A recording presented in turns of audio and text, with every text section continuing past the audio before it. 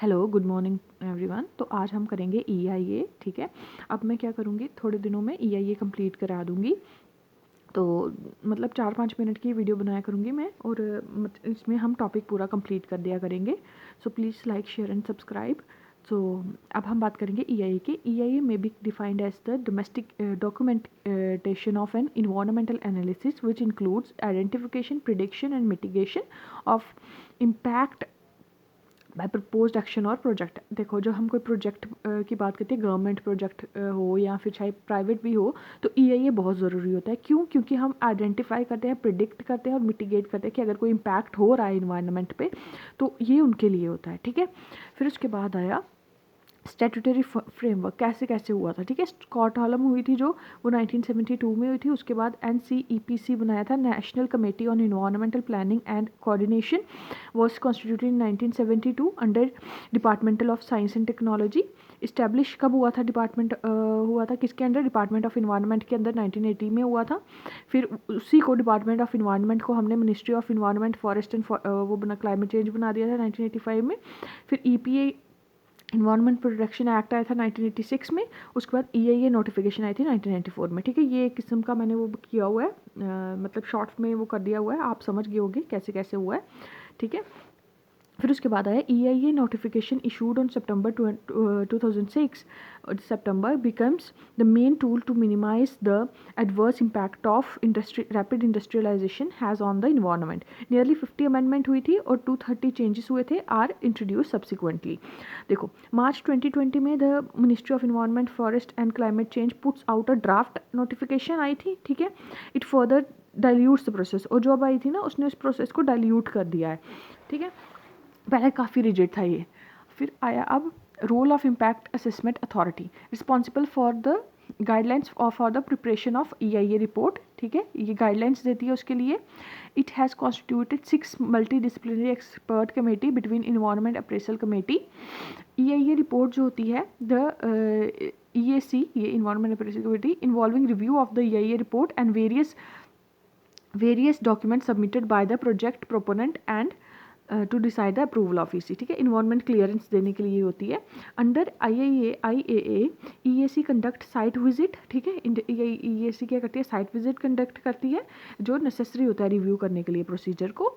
फिर उसके बाद आया हमारा डॉक्यूमेंट जो हम सबमिट करते हैं ना, तो IAA के अंडर, तो ये होता है कि आप इन्वायरमेंट क्लियरेंस दे भी सकते हो और उसको रिजेक्ट भी कर सकते हो, डिपेंड ऑन कि उसकी कितनी इम्पैक्ट हो रहा है इन्वायरमेंट पे, ठीक है। EIA हैज़ IAA, ठीक है, EIA नहीं, IAA हैज़, देखो IAA क्या थी? इम्पैक्ट असेसमेंट अथॉरिटी, ठीक है। Has conferred the responsibility of public hearing to CPCB। जो पब्लिक हियरिंग है वो स्टेट पोल्यूशन कंट्रोल बोर्ड देखता है। देखो, टाइप्स ऑफ EIA क्या होते हैं? एक होती है रैपिड EIA, एक होती है कॉम्प्रहेंसिव EIA। रैपिड EIA होती है लिमिटेड डिवर्स इम्पैक्ट, इतना ज़्यादा इम्पैक्ट नहीं होता इनका। डाटा कलेक्शन सिर्फ एक मंथ, एक सीज़न का हम डाटा कलेक्ट करते हैं, मिनिमम पीरियड के लिए होता है, जो कि 3 महीने के लिए, ठीक है। और कॉम्प्रहेंसिव EIA वो मेजर एडवर्स इम्पैक्ट के लिए होता है, carried out for a period of 16 months. और जो डाटा कलेक्शन होता है वो 3 सीज़न का होता है, ओवर अ ईयर, ठीक है। फिर ये देखो, ये जो रैपिड ये ना, इसका इन्हीं में से क्वेश्चन आता है, अगर आएगा ना तो इन्हीं में से PYQ आएगा।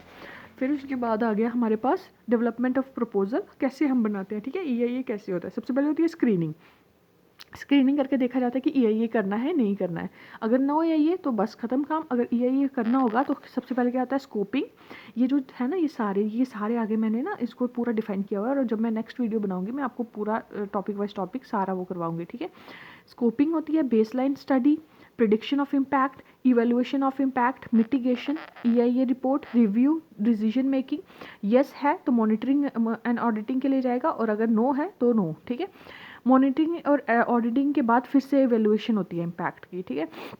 डिसीजन मेकिंग में क्या होता है? नॉट अप्रूव्ड, अगर नहीं अप्रूव हुआ तो उसको रीडिज़ाइन करना पड़ता है और रीसबमिट करना पड़ता है, ठीक है। फिर उसके बाद आया scoping and review. Public involvement होती है स्कोपिंग एंड रिव्यू में, पब्लिक इन्वॉल्वमेंट होती है। It typically occurs at these 2 points. It may also occur at any other stage of the EIA, ठीक है। मेजरली यहाँ पर तो अकर होती है और किसी पे भी हो सकती है, ठीक है। तो ये जो है ना, ये है एक मैंने वो करके रखा हुआ है। देखो हमें क्वेश्चन आता है ना, कई बार हमें आता है कि पहले कौन सी असेंडिंग डिसेंडिंग ऑर्डर या इस तरह से, तो वो इनमें से आता है, तो हमें इसमें से उसको करना है, ठीक है। फिर उसके बाद ना इसका देखो ये कहाँ कहाँ यूज़ होती है, ये किस किस के लिए यूज़ होती है, ठीक है। Nuclear power, river valley projects के लिए, पोर्ट्स हार्बर एयरपोर्ट्स के लिए, पेट्रोलियम रिफाइनरीज के लिए, chemical fertilisers, pesticides, petrochemical complexes, bulk drugs and pharmaceuticals, exploration for oil, synthetic rubber, asbestos and asbestos product, hydrocyanic acid and its derivatives, primary metallurgical industries, electric arc furnaces, chlor-alkali industry, integrated paint complex, viscose staple fibre and filament yarn.